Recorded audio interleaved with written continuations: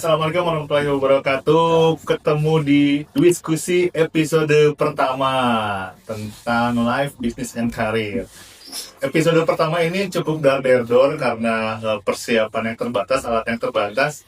Karena punya kesempatan buat ngundang narasumber yang sebentar lagi akan pergi ke Chicago dan mungkin akan tinggal di sana. Jadi saya nge-push harus cobain langsung episode 1 langsung aja seadanya, segala macam yang break syuting dulu. Nah, jadi ya inilah episode pertama dengan bintang tamu kita atau narasumber kita Kang Isur Mokhtar. Kang Isur ini adalah personil dari P-Project ya kan? P-Project itu zaman saya itu idola banget ya, bahkan kalau saya sekarang ngiringin Kang Isur tuh banyak yang komen ya, aduh ini kenangan banget. Jadi ternyata Kang Isur dan tim itu punya kenangan manis di masa-masa kecil, masa remaja kami ini Kang ya, alhamdulillahnya. Jadi sekarang bisa silaturahmi, bisa ngobrol banyak dan pengen dapat inspirasi nih dari Kang Isur. Ya, Kang Isur, gimana kabarnya Kang? Alhamdulillah, terima kasih udah mengundang saya di acara ini dan bagian yang pertama lagi ya. Iya, pertama Kang. Nuhunnya udah datang Kang. Sebenarnya pengen tahu sih Kang, dulu itu P-Project itu ceritanya gimana sih Kang, bahwa Kang Isur bisa, apakah ikut membentuk ataukah langsung ditawarin masuk atau seperti apa dulu? Ya, sejarah P-Project kan ada liurnya, panjang juga. Jadi berawal dari Padiangan sebetulnya. Padiangan itu gini, waktu 84 masuk Unpar, masuk Universitas Pariangan, itu sudah ada yang namanya Padiangan, sudah ada. Karena Padiangan sebagai unit kabaret atau apa Padiangan? Ya, jadi gini, saya itu sejarahnya kurang apa. Tapi semenjak tahun 81 itu berawal dari Kang Tommy, kemudian Kang Joni, kemudian Kang Uta yang asal dari SMA Negeri 5 Bandung. Mereka sering bikin kabaret di SMA, bikin acara. Kemudian mereka pindah universitas, yang satu di Unpar, yang sebagian lain di Pajajaran. Nah, komunikasi masih bikin kabaret masih, dan mereka akhirnya memutuskan, yuk kita bentuk aja lu ambil dari Unpar, dari Pajajaran, nanti bikin di sini bikin, yang bagusnya digabungin gitu. Nah, itu mereka mengawali dari tahun 81. Nah, saya 84, jadi saya adalah angkatan ke 3 atau 4. Jadi pas masuk, saya juga nggak ngerti deh, saya masuk Unpar deh. Saya masuk Unpar ya. Jurusan apa Kang? Saya FISIP. Oh, FISIP, oke. Sebelumnya, saya itu sempat survei ke Unpad. Ya, Unpad, oke. Gedungnya lama gitu ya. Nah, waktu masuk ke Unpar, FISIP, wah, mewah kan? Kamar mandinya bisa toiletnya bisa dipakai mandi ini malah ya. Asik langsung bagian kurang. Masuklah di situ. Jadi saya keterima di FISIP. Nah, begitu masuk pas obspek itu ya, waktu terus ayo ikutan kegiatan. Nah, apa kabaret naon sebenarnya. Tapi memang saya waktu di SMA sering bikin acara teater, kabaret juga saya suka ikutan gitu ya. Pikir ayolah ikutan. Nah, di situ saya dipertemukan dengan Kang Denny ya. Saat itu Picasso Angel apa gitu. Di Unpar tuh ya. Di Unpar. Sama FISIP atau beda? FISIP. Oh, FISIP juga. Dia tuh legend ya. Orangnya legend karena memang dia lebih tua dan dia umurnya di atas kami, dan jadi belaga banget lah, bukan asal hasil. Begitu masuk Unpar 84 itu dipersatukan lah. Jadi saya bikin kabaret, ternyata saya dipilih jadi peran utama laki-laki sebagai, ceritanya waktu itu adalah Jakarta Room. Saya jadi Jakarta Room.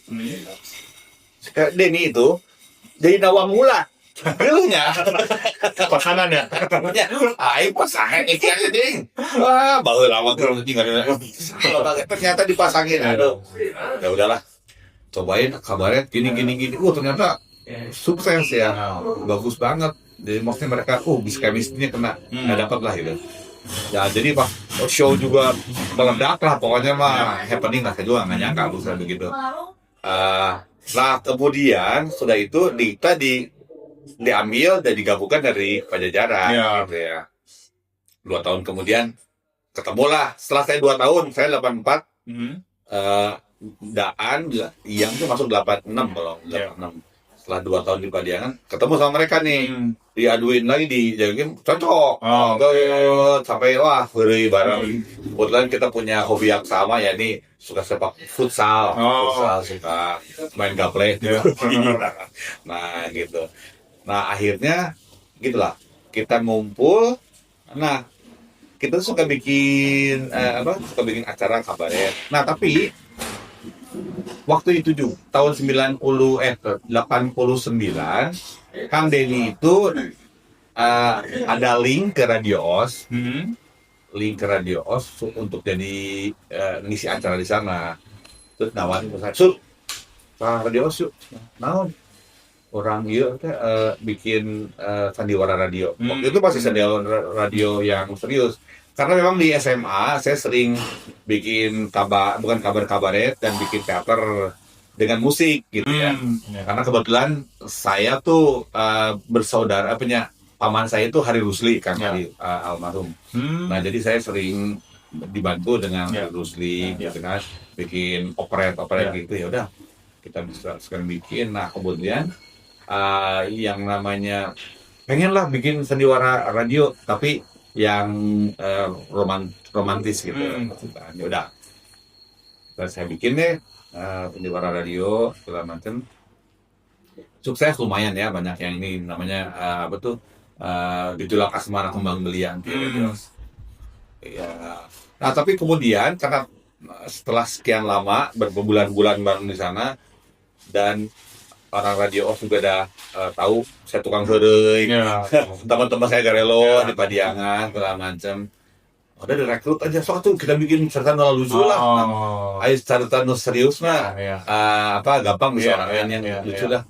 Ya bikin apa ya? Akhirnya kita bikin akhirnya Gelang-Gelitik Os dan berubah menjadi Osorba. Ada Osorba. Akhirnya kita bikin Osorba.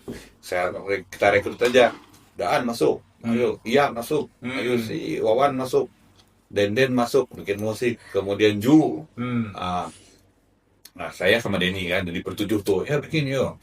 Terus Suryan bikin sandiwara radio. Tapi saya bilang ulahnya sandiwara radio kita bikin ada operet-operetnya ada lagu-lagunya. Nah, kemudian saya dikasih inventaris tuh keyboard waktu itu Roland D10. Roland D10. Ada juga di studio tuh Yamaha bukan Cortázar PSR apa gitu ya. Jadi saya sok iseng-iseng bikin lagu. Ayo bikin lagu waktu itu lagi filmnya ya lagi hot film Pretty Woman. Pretty Woman. Wow. Kita bikin parodinya. Bikin Pretty Woman tuh. Eti Momon. Awalnya itu sandiwaranya gitu. Terus lagi bikin iklan radio. Iklan radio yang pakai musik gitu ya. Aduh nyari untuk menih hayangnya ya batu. Wah dipasingin gitu ya. Bikin lagi. Sampai akhirnya kita bikin parodi lagu dan kemudian kita disuruh bikin ada order Padiangan untuk bikin ini HDX Award. HDX Award itu di Jakarta. Jadi kita ngisi kabaret untuk acara pencerahan HDX Award. Nah, di situ tuh yang namanya produser pada nonton banyak produser. Yang kita juga baru lihat ini produser dari musika dari segala macam. Kita bikin seri kabaretnya kan lebih dulu yang lagu-lagu dikawin-kawinin. Tapi kalau ini agak-agak tricky, ada yang kita bikin bikin minus one-nya diisi gitu ya. Nah gitu. Ternyata sukses. Terus ada ini tuh, ada produser dari Jakarta tuh, ini dari mana ini? Ayo kita lihat. Nah, mereka tuh dari musika datang ke Bandung. Pas lagi hari Rebo mereka masang radio gitu kan. Wah, wah asik ya. Oh ini lucu loh. Ini lucu. Orang mana Kang itu? Orang Jakarta, arah Tapi ngomongnya logatnya. memang pas Jaya Wijaya tuh memang hello gitu. Pas Jaya Wijaya tuh. Bosnya musika sekali. Nah akhirnya mereka datang nih. Pak Acu, pas Jaya Wijaya panggilnya Pak Acu. Pengen ketemu. Hah? Ketemu bikin rekaman. Rekaman naon aja. Hayu aja rekaman naon. Akhirnya dipertemukan lah. Wah, ini kalian yang suka bikin lucu-lucu ya. Ya, bikin dah. Kalian demo dulu bikin nanti kita ini apa yang konsepnya macam aku bilang kan konsepnya kita parodi aja. Jadi lagu-lagu yang lagi hits itu kita bikin, tapi syairnya di Indonesia kan, bikin yang lucu. Oh, ini boleh. Sudahlah. Bikinlah waktu itu tuh bikin apa ya, salah satunya Eti Momon dikasihin terus dan mereka setuju untuk bikin. Wah cukup nanti rekaman aja gua. Ya udahlah akhirnya kita bikin. Waktu itu lagi hitsnya ada lagu nasib apa sih ya si apa Janet Jackson That Final the Love Goes gitulah pokoknya. Bikin lagu nasib anak kos. Jadi gitu.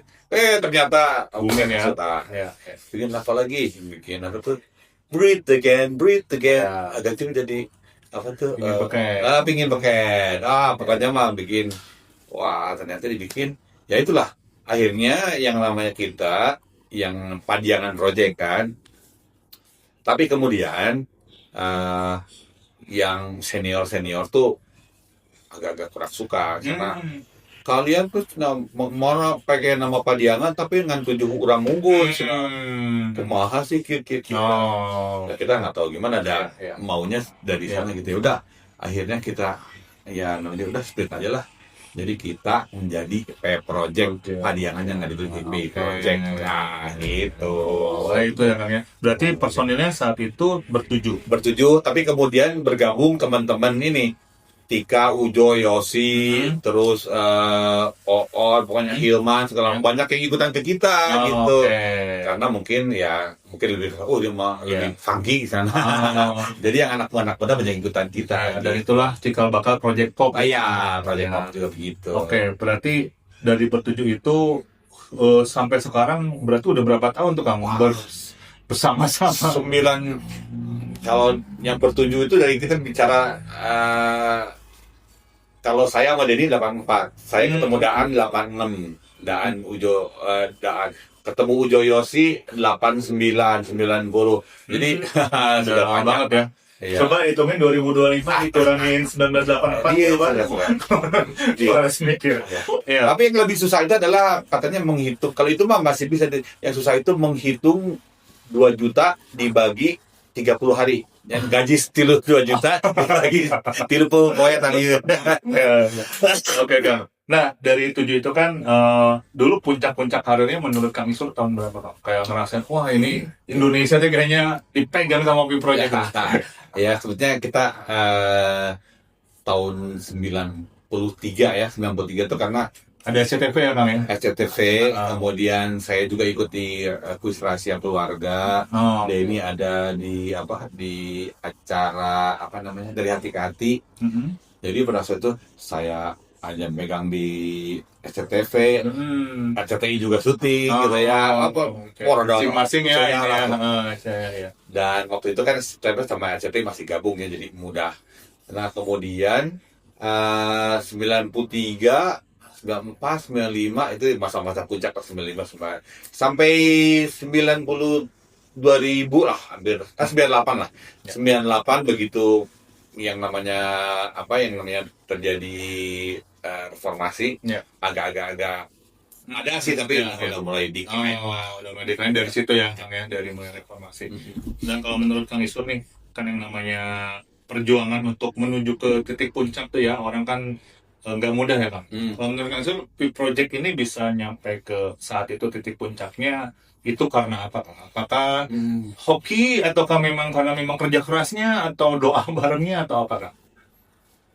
Ya kebetulan. Ini hokinya ada ya Kang? Hokinya gede ya. Ya. Jadi saya juga kadang-kadang suka berpikir kayaknya udah yang atur gitu ya. Hmm. Saya ketemu dia, tiba-tiba saya tebuki jadi panggil dia gitu.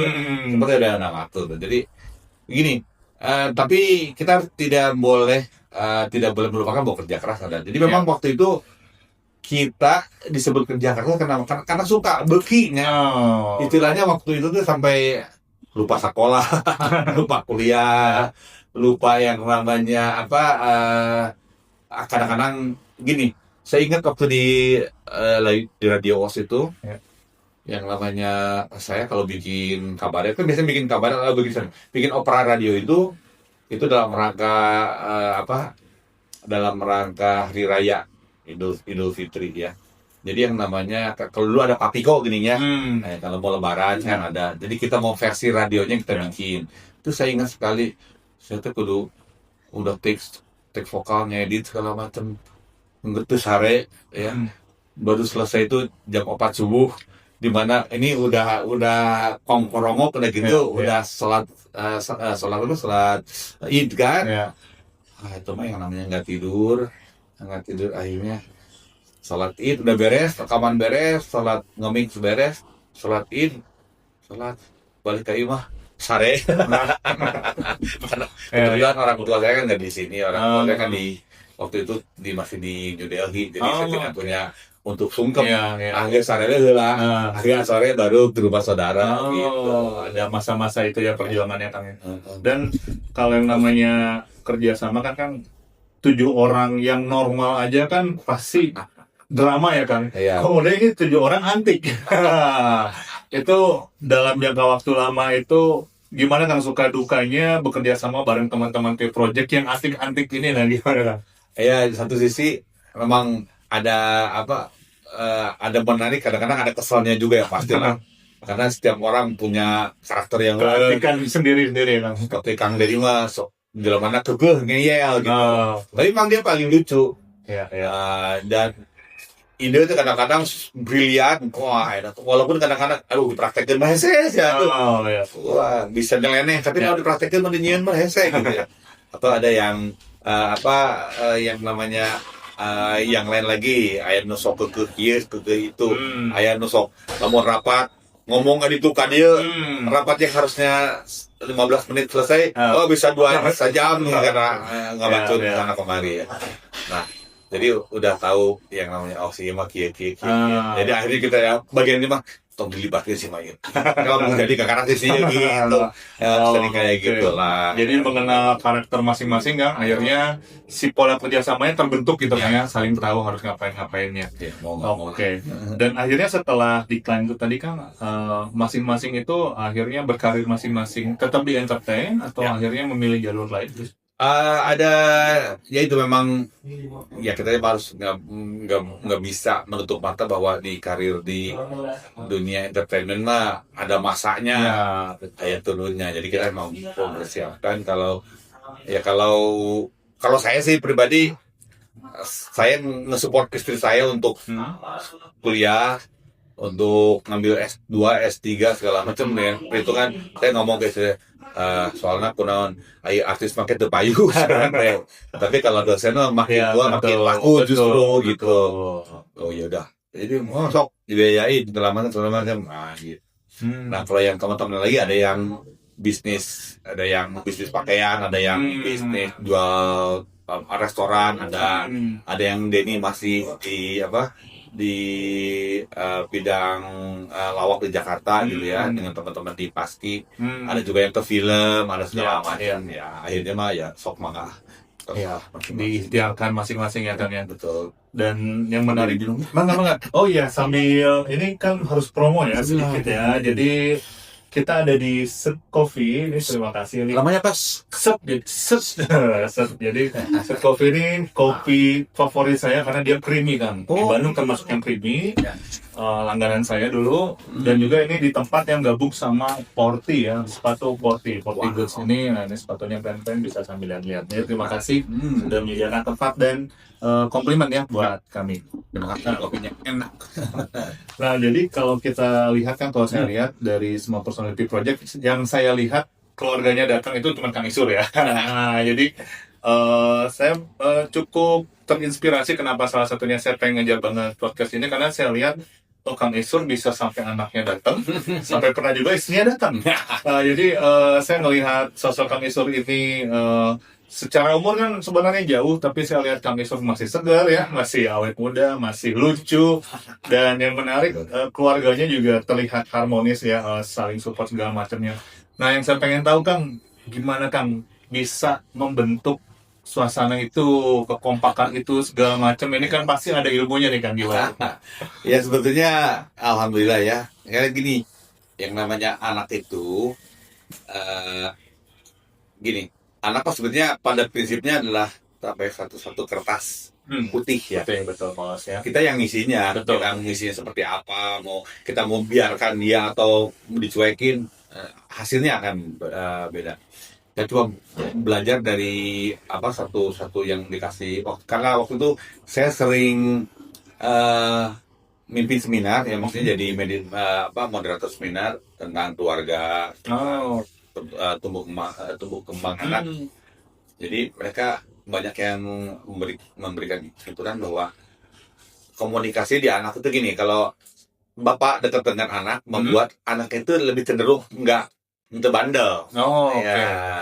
Susah kalau misalnya gini, bapak sibuk nggak pernah ngobrol sama anaknya, begitu sibuk anaknya tumbuh sendiri, begitu udah ketemu bapaknya, kamu kok gitu tuh, ini kan bapak nggak suka gitu, terus bapak kemana aja gitu kan ya. Itu yang saya bisa pahami bahwa ya alhamdulillah saya waktu sibuk di Jakarta pun, kalaupun misalnya syuting pulang ke Bandung, walaupun nyampe rumahnya jam 2 subuh, jam 2 pagi, anak-anak jam 5 udah ayo bapak, saya udah nggak permasalahan karena malah seneng gitu.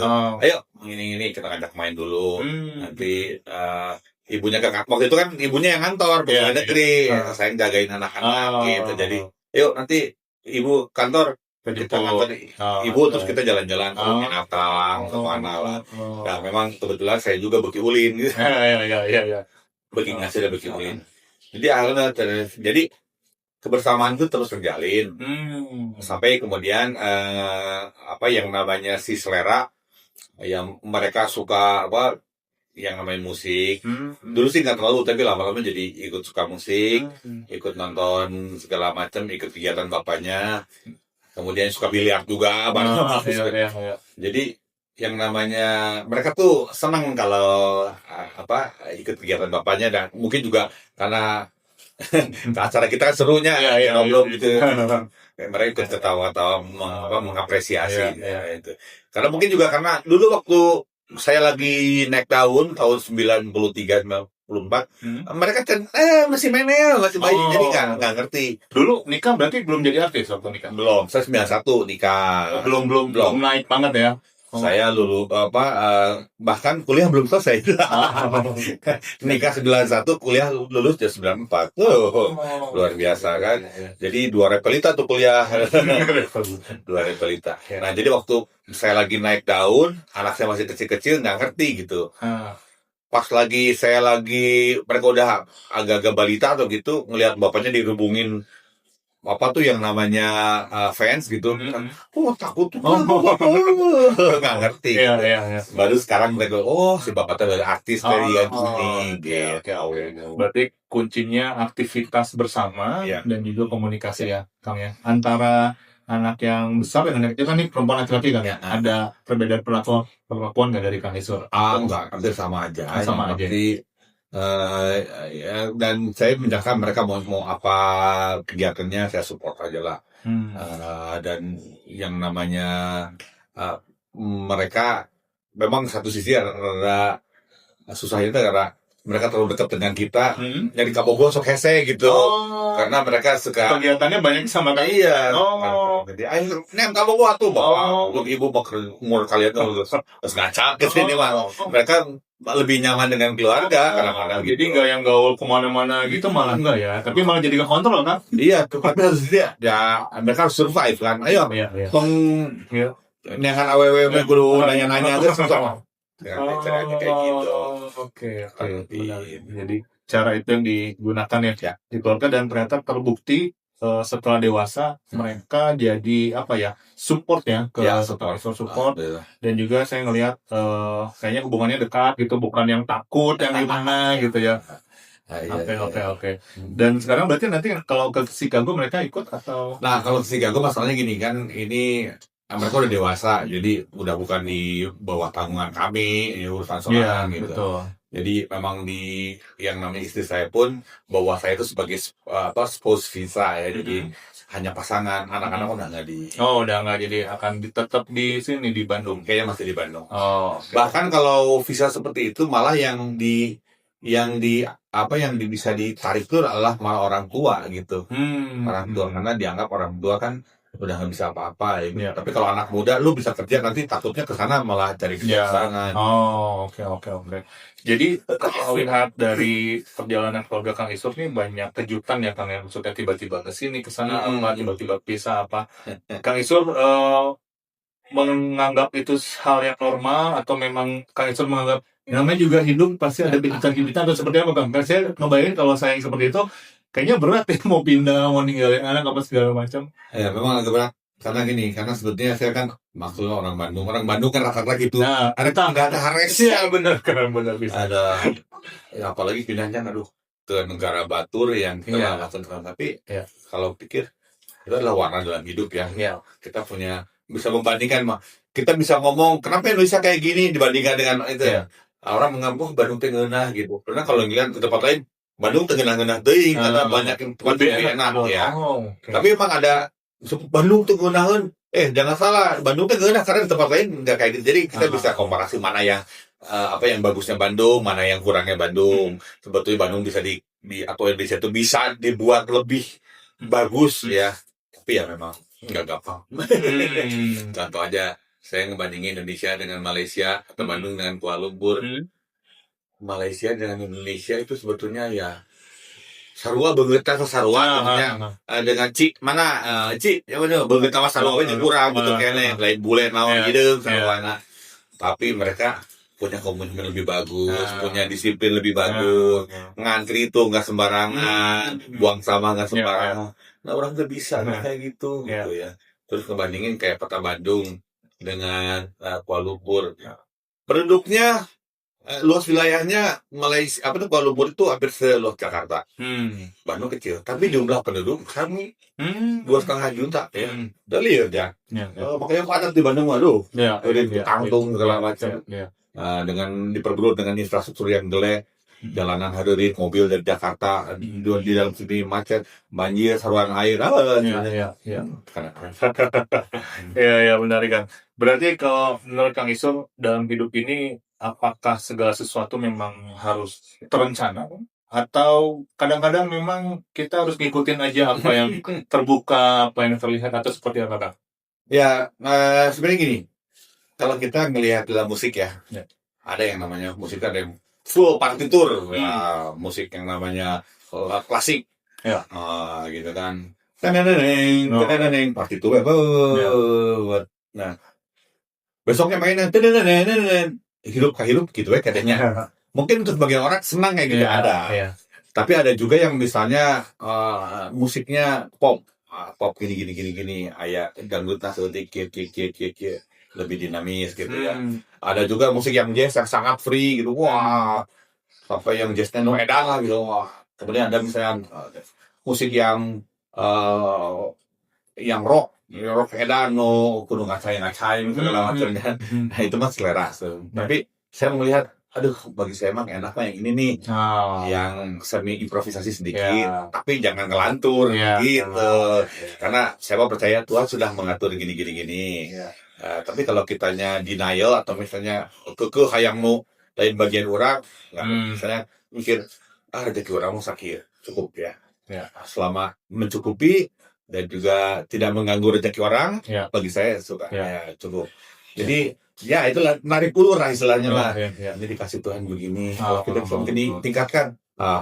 Kita dikasih rezeki, tapi apakah cukup segini? Cobain dengan belikan tempat lain supaya jadi jadi naik nilainya, atau beli atau dengan kerja segini dengan nilainya naik Ya. kayak gini. Nah itu Ya. itu adalah seni ya. Ya, Gitu. betul. Karena ada juga yang menawarkan misalnya gawe di Brunei sana jadi kikir tapi mana kudu apa saya pernah ditawarin di Brunei kamu itu dari Brunei tapi penting-penting mana jam 2 kudu udah ngehibur pangeran. Ya, saya mah enggak kayaknya sudah enggak kuat saya mah. Apa juga ya kayaknya Ya. mikir-mikir ya. Ya saya enggak kayak gitu Iya, ya. iya. Ya itu jadi tergantung orang. Iya, benar. Nah kan kadang kalau generasi saya ke bawah gitu ya kan mungkin masih berusaha dapat puncak karir dan segala macam kan. Saya ngerasa beberapa kali kalau saya pribadi akan mengalami namanya titik terendah ya dalam hidup Iya. yang ngalamin gini gitu yang mungkin hal yang sulit bagi saya gitu ya, bagi setiap orang mungkin yang paham bahwa ini sulit adalah saya misalnya gitu ya. Tapi itu terlewat, nanti kita naik level, itu terlewat, naik level. Nah, apakah mungkin Kak Unsur juga pernah mengalami bahwa mungkin sebelum ke puncak karir itu memang ada titik terendah dulu, atau kan bahkan pas di puncak karir pun bisa aja lo ngalamin titik terendah, atau seperti apa sih Kak? Ya. Pengalaman. Ya pastilah hidup berputar ya kadang-kadang di atas, kadang-kadang di luhur. Itulah ini. Ya. Jadi berputar kadang di atas, kadang di bawah. Jadi yang namanya kita bisa mengalami hal yang mungkin yang buruk ya. Tapi gini, kita harus bersyukur. Kalaupun kita yang dikasih yang terburuk, kita bisa lihat orang lebih buruk dari kita. Banyak loh, banyak. Ya. Kita juga harus bersyukur bahwa walaupun buruk, keadaannya jelek, tapi masih bisa bertahan, masih dikasih rezeki, masih diberikan tawakal ya. Itu yang ada juga orang kan akhirnya yang nggak kuat akhirnya sampai ya istilahnya bunuh diri, benar. ada yang segala macam ya nggak kuat atau malah menyimpang, Betul. membuat kejahatan ya. Itu ya faktor lain juga.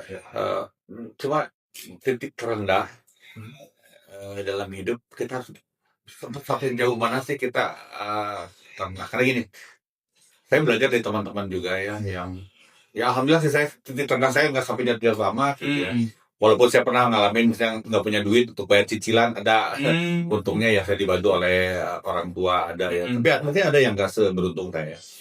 Nah saya cuma ada teman saya yang kemudian karena masalah akhirnya masuk ke penjara segala macam tapi dia bisa mempelajari agama dan segala macam jadi bisa balik lagi gitu ya saya pikir itu hal yang luar biasa ya.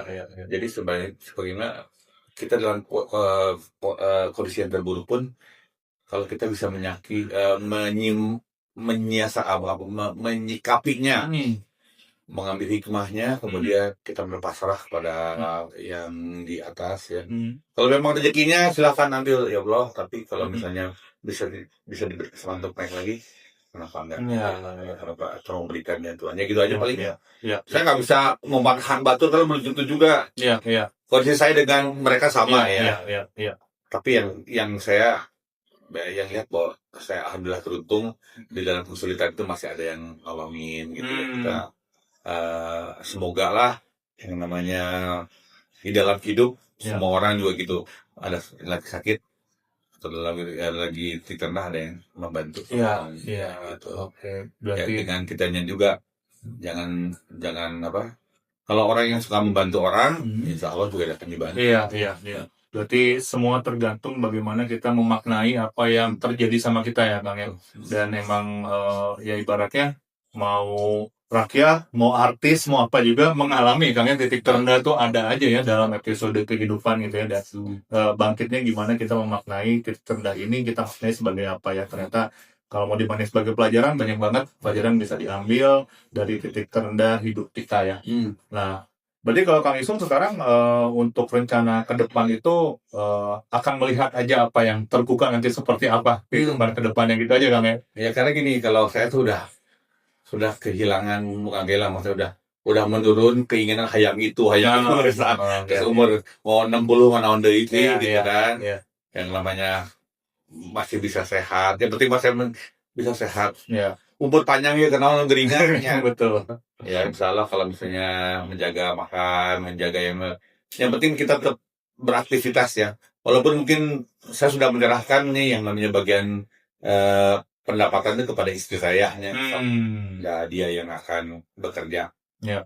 Jadi saya hanya support aja, support system. Ya. Nah, anak-anak sudah, ayo kita kasih modal sok kamu jalan sini. Ya kita pada satu titik memang akan berdua kembali ya. Iya, betul. Hanya tinggal suami istri, dan bahkan kalau mungkin salah satu meninggal, kita yang tinggal sendiri. Ya. Nah, paling intinya. Betul. Nah, kita mau persiapkan nanti kalau saya meninggal istri saya, kalau nanti misalnya umurnya sudah waktunya, Ya. kalau saya meninggalkan istri saya, apa yang saya sudah berikan kepada dia gitu. Ya. Dan juga kalau misalnya saya ditinggal oleh pasangan saya, apa yang saya lakukan ya itu adalah persiapan gitu. Tapi Ya. yang namanya kita mah udah berpikir suatu saat kita bakal sorangan gitu. Iya, betul. Apapun gitu. Nah, jadi menarik Kang, saya jadi terinspirasi untuk bertanya tentang pernikahan ya Kang ya. Karena dari 91 sampai sekarang dan malah tadi sudah berpikir akan kembali berdua segala macam di tengah badai orang-orang, terutama artis Kang ya. Artis kan kayaknya sangat mudah buat berpisah segala macam. Apa Kang kunci kesuksesan atau hal apa yang harus dijaga tadi kalau ke anak kedekatan nanti kita segala macam, tapi kalau sama istri kan tadi istrinya yang kerja apa segala macam, tapi masih bisa punya mindset yang baik sampai hari akhir nanti akan terpisah apa. Nah itu gimana sih Kang proses bisa begitu tuh gimana tuh?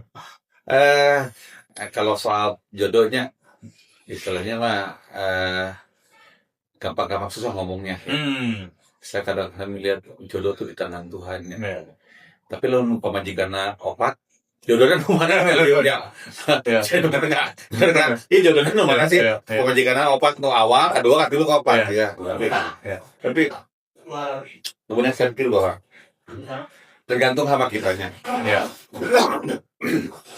Sampai sejauh mana cinta kita pada pasangan bisa membuat kita bisa jalan bareng. Ini seperti kita jalan inilah, kalau kita jalan berdua, erek lempang misalnya Cianjur misalnya ya, di tengah aya hujan, di tengah aya hayang dahar, aya kieu, aya keselna, hayang ke toilet, naon segala macam. Nah, kita gini, pada posisi mana kita harus kekeh, pada satu mana seperti kita harus menyerah dan tarik ulur tadi. Kalau misalnya komitmen kita dari awal orang mah yang menjadi kuat bersamamu, senang gitu ya walaupun saya bukan berarti dari awal pernikahan tuh mulus tuh. Itu biasanya resiko 5 tahun pertama, 10 tahun pertama tuh pasti badai ya. Apalagi pada zaman-zamannya sedang lagi naik daun ya, saya nggak ada di rumah segala macem, sibuk sorangan, wah mana liar lah.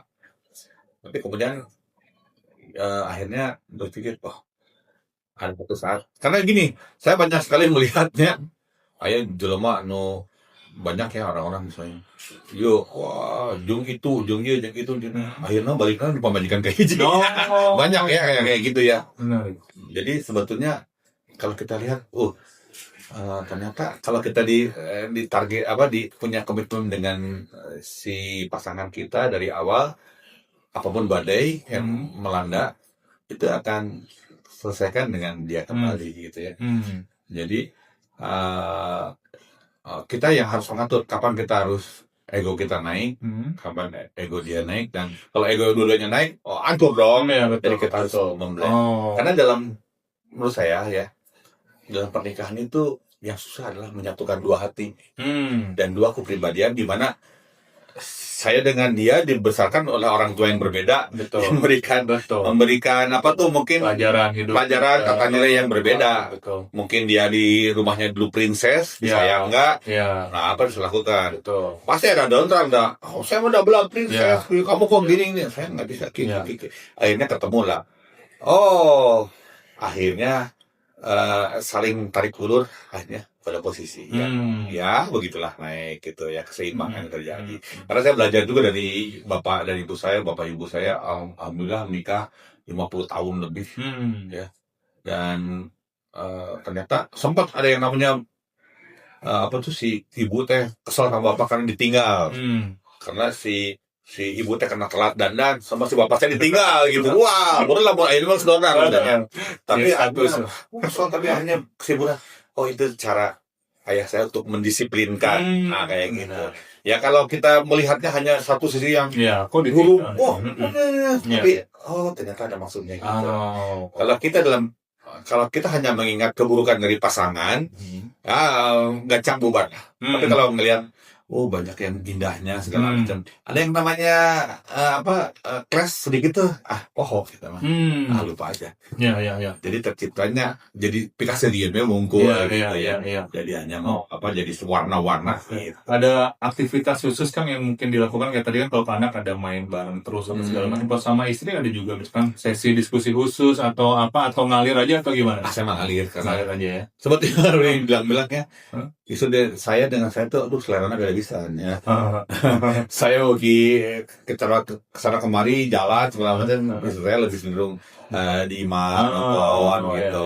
Ya. Yang paling kalau ini ya kita kalau mau bareng dia mungkin ke kalau saya senang jalan kaki tapi sekarang ngajak juga ayo perlu jalan kaki pada olahraganya ke Tahura atau mana. Atau ayo jalan-jalannya di mall kelilingan gitu. Atau di mobil bareng ngobrol seharian gitu. Jadi ya kita mengalir aja lah gitu. Berarti usia pernikahan berapa tuh? 2025 kurangi 1991 30. Masa 30 berapa tuh?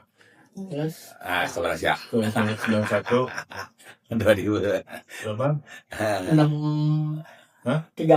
34 tahun ya, Kang, 34 tahun. Saya pernah baca quotes kan kalau tentang pernikahan tuh yang intinya honeymoon itu akan berakhir dan cinta itu akan pudar katanya.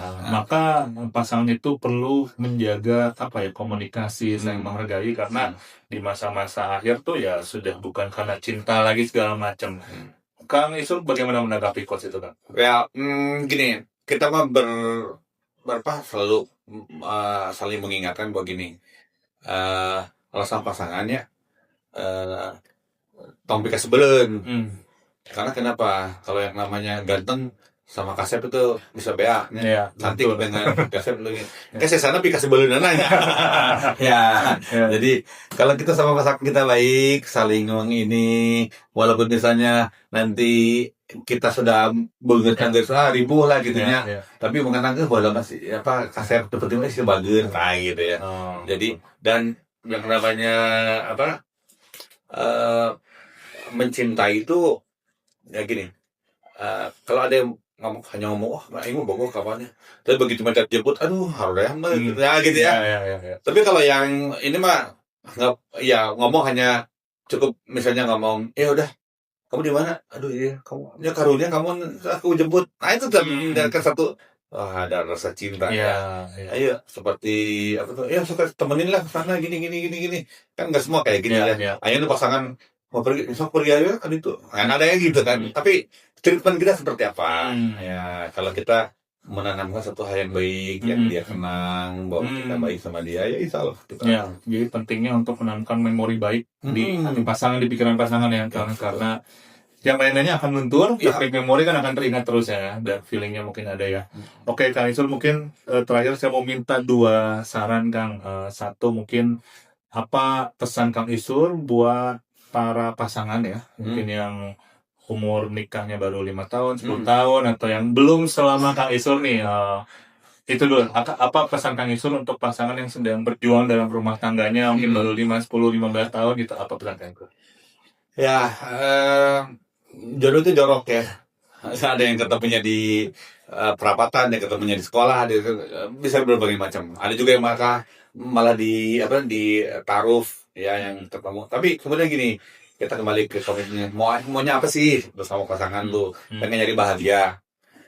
Kalau nyari bahagia, ternyata dalam hubungan kamu waktu pacaran aja atau berhubungan tuh yang kamu berharap semoga sih yang berubah. Tapi itu berubah itu yang kita kalau bertepuk harus dua tangan ya. Untuk bisa gitu Jadi kalau misalnya ini mendekat, ini harus mendekat dong. Nggak bisa kita mengharapkan semoga sih berubah. Sementara semuanya gitu ya. Jadi kalau kita cinta, kita mau merubah diri kita demi pasangan kita itu yang ini. Misal bahwa orang bagajulan misalnya, saya mulai aduh lihat istri aku tuh karunya menikah berubah gitu.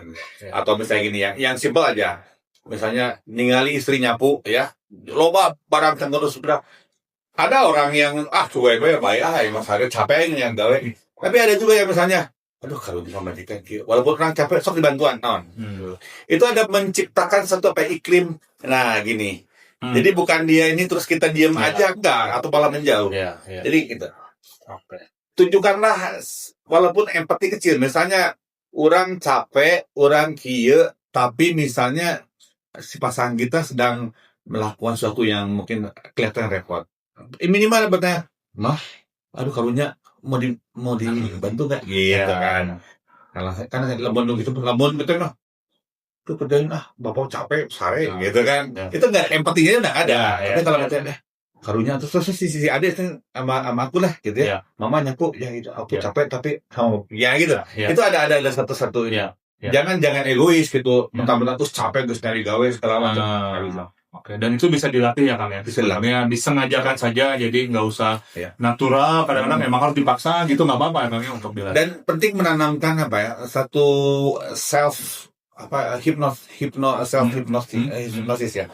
Jadi kita kalau ngelihat si pasangan kita, aduh aing bogoh ya, aduh karunya ya, aduh bahaya. Tapi beda kalau misalnya siung bikin sebelum